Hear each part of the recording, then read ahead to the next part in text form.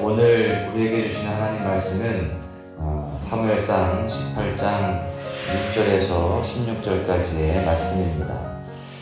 무리가 돌아올 때 곧 다윗이 블레셋 사람을 죽이고 돌아올 때에 여인들이 이스라엘 모든 성읍에서 나와서 노래하며 춤추며 소고와 경세를 가지고 왕 사울을 환영하는데 여인들이 일어나 노래하여 이르되 사울이 죽으면 천천히요 다윗은 사망하리로다 하지라.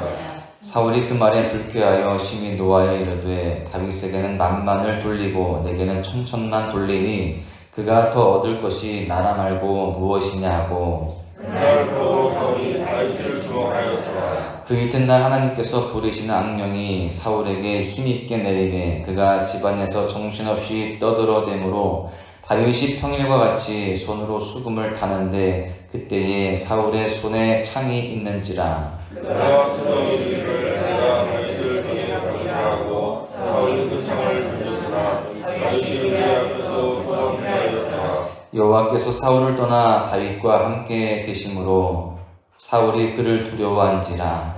그러므로 사울이 그를 자기 곁에서 떠나게 하고 그를 성전으로 삼매 그가 그 사람에게 출입하며 다윗이 그의 모든 일을 지혜롭게 행하니라. 여호와께서 그와 함께 계시니라. 사울은 다시 그의 지혜롭게 함을 보고 그를 두려워하였으나 온 이스라엘과 유다는 다윗을 사랑하였으니 그가 자기들 앞에 출입하기 때문이었더라. 아멘. 할렐루야. 오늘도 주님 앞에 나오셔서 주님께 모든 것 내어 맡기고 주님 안에 살아가시기를 힘쓰시는 여러분 모두에게 하나님께서 날마다 보호하시며 또 은혜로 채우시고 삶의 복으로 충만케 채우실 줄로 믿습니다. 오늘 본문 8절 말씀에 보니까요, 사울의 마음에 불편한 마음이 찾아왔음을 알 수 있습니다. 사울에게 이렇게 불편한 마음이 들어온 것은 다윗이 블레셋 장군 골리앗과의 싸움에서 이김으로 인하여서 이스라엘의 많은 사람들이 다윗을 칭송했기 때문입니다. 7절 말씀을 보십시오. 여인들이 뛰놀며 노래하며 이르되 사울이 죽인 자는 천천히요 다윗은 만만이로다. 이스라엘의 많은 사람들이 왕인 사울보다 목동이었던 다윗을 더 우대하고 더 인정하였습니다. 이로 인하여서 사울이 마음이 불편했는데 8절 말씀에 보니까요, 사울이 그 말에 불쾌하여 심히 노하여 이르되 라고 되어 있습니다. 많은 사람들이 다윗을 인정하고 높이니까요, 사울의 마음에 시기심과 불쾌함이 찾아온 것입니다. 그렇게 사울은 그 불쾌함과 시기심에 사로잡혀 버리게 되었습니다. 사무엘상을 쭉 보다 보니까요, 사울은 감정에 휩쓸리는 그런 모습을 많이 보이고 있습니다. 그가 왕위에 등극했을 때는요, 조급함이 있었습니다. 제사장 사무엘이 길갈에 와서 번제를 드리기까지 기다리지 못하고 조급함 때문에요, 자신이 번제를 드리게 됩니다. 그런가 하면 앞서 17장에 보시면요, 골리앗을 위시한 블레셋 앞에 나라 전체가 두려움에 빠졌을 때요, 사울도 두려움에 같이 붙잡히게 됩니다. 백성들이 두려움에 빠졌을 때 지도자로서, 왕으로서 담대함으로 그 모든 상황들을 돌파해야 되는데 도리어 더 두려워하는 모습을 보여주고 있습니다.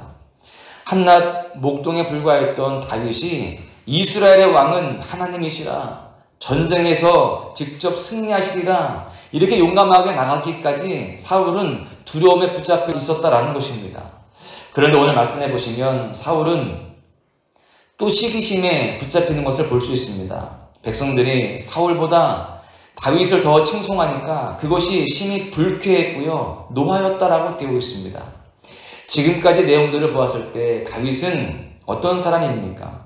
그는 자신의 감정을 건강하게 소화하지 못하는 그런 사람이라는 것을 알 수 있어요.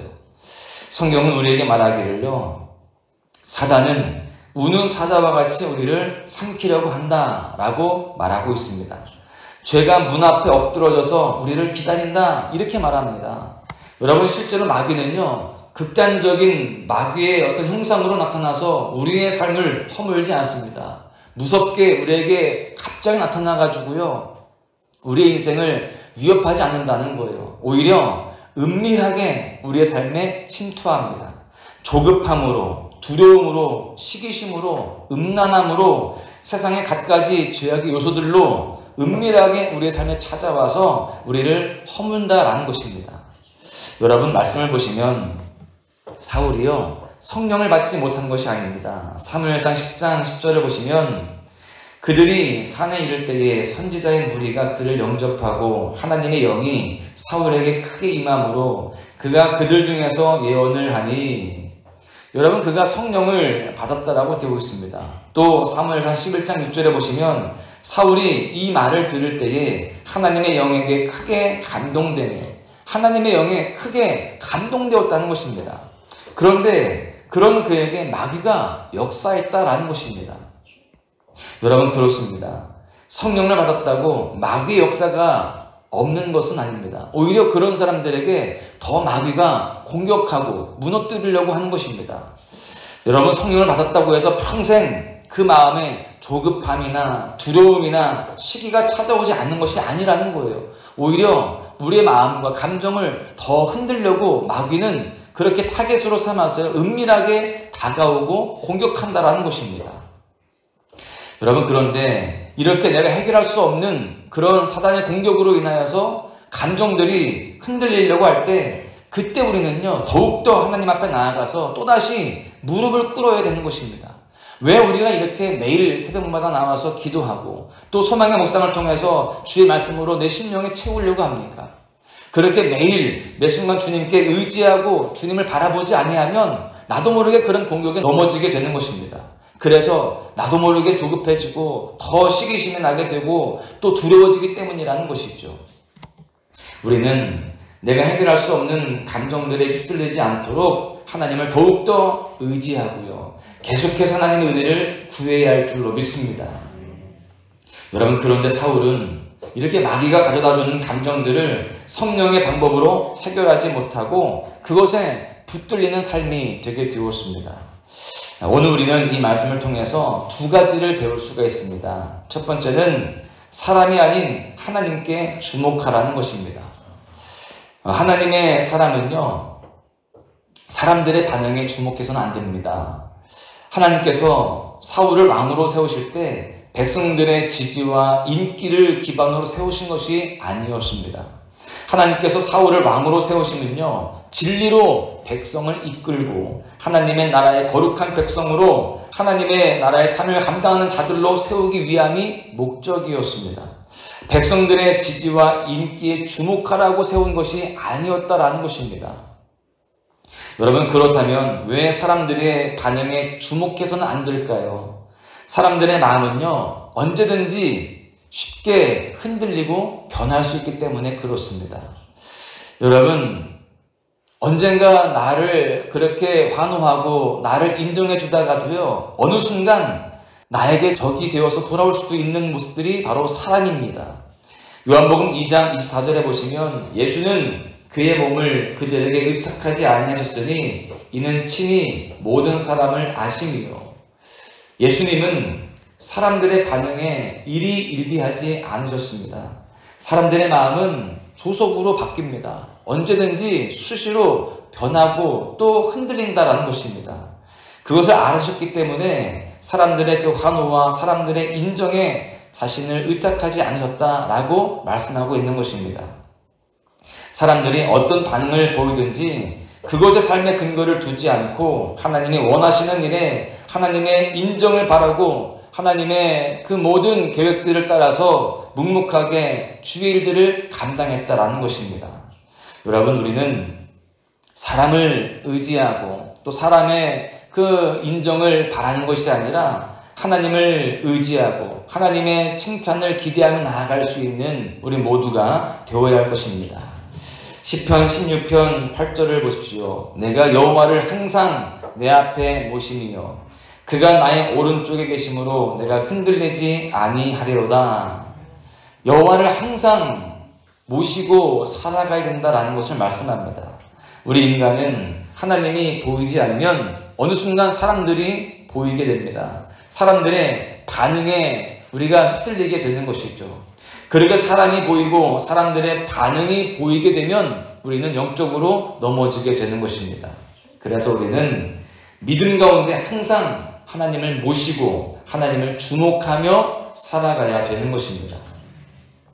그런데 사울은요, 이스라엘의 왕이라는 영광스러운 자리에 서게 됐지만 믿음의 훈련이 잘 되지 않았습니다. 오늘 9절 말씀해 보시니까 그날 후로 사울이 다윗을 주목하였더라 이렇게 되어 있습니다.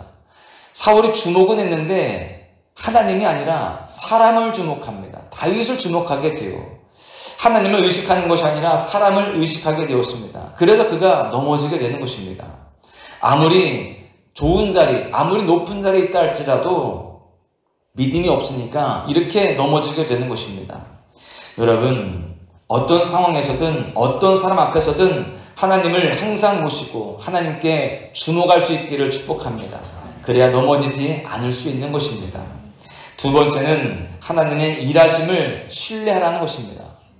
하나님께 주목할 뿐만이 아니라 그 하나님의 일하심을 신뢰하며 살아가야 된다라는 것이죠. 사울에 반해서 다윗은 어떤 모습으로 살아갑니까? 항상 하나님과 함께하는 사람, 믿음으로 주님을 모시는 모습으로 살아갑니다. 14절에 보십시오. 다윗이 그의 모든 일을 지혜롭게 행하니라 여호와께서 그와 함께 계시니라. 여러분, 다윗은 하나님과 함께하는 사람이었습니다. 사울은요, 분노가 치밀어 오르고 시기가 들어올 때 자신의 힘으로 처리하려고 했습니다. 그런데 다윗은 그렇지 않았어요. 하나님을 의지합니다. 하나님의 일하심을 구했습니다. 11절에 보니까 내가 다윗을 벽에 박으리라 하고 사울이 그 창을 던졌으나 다윗이 그의 앞에서 2번 피하였더라. 다윗은요, 지금 창을 던지는 그런 상황 속에서 피합니다. 자신의 감정에 치우치거나 자신을 지지해주는 사람들의 도움으로 그 일을 처리하지 않습니다. 사울에게 감정적으로 대하지 않았다는 거예요. 자기를 지지해주는 사람들로 함께 다윗을 공격하지 않았습니다. 자신의 마음과 상황을 아시는 하나님의 일하심을 신뢰하고 그저 기다렸다라는 것입니다. 사랑하는 소망가족 여러분, 하나님께서 여러 가지 일들 속에서 우리에게 많은 그런 어려움들이 있게 하기도 하고요. 또 우리가 이해할 수 없는 상황들에 빠지게 하기도 하십니다. 그러나 그 모든 일들 가운데에는요, 하나님의 섭리가 있는 것입니다. 모든 상황들을 온전히 다 빚어가시는 겁니다. 주님의 자녀들에게는요, 가장 좋은 것으로 결국 채우신다라는 것입니다. 그 사실을 믿고 우리가 하나님을 신뢰하며 끝까지 묵묵하게 주님의 뜻을 따라 살아가는 그런 모습들이 되어야 되는 것입니다. 여러분, 주님은 좋으신 분이십니다.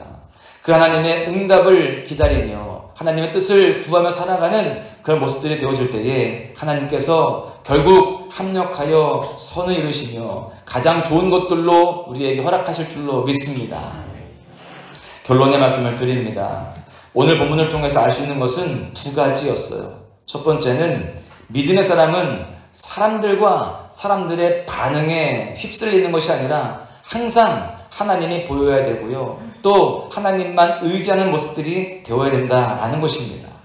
두 번째는요, 하나님은 우리에게 좋은 것이 아니고서는 주시지 않는다는 겁니다. 그 하나님의 일하심을 기다리고 합력해서 선을 이루심을 신뢰하며 살아가야 된다라는 것입니다. 여러분, 이렇게 우리 모두가요, 하나님께 주목하고 하나님의 일하심을 신뢰하면서 오늘 하루를 살아가야 할 줄로 믿습니다. 오늘 하루도 주님이 우리와 동행하시며 우리 삶에 일하실 줄로 믿습니다. 어떻게 일하실지를 기대하면서 주님 뜻이 무엇인지를 다시 한번 분별하고 주님 뜻 가운데 머무름으로 인하여서 온전히 승리하고 하나님의 축복을 다 누리시는 여러분 모두가 되시기를 주님의 이름으로 간절히 축원합니다. 나의 주님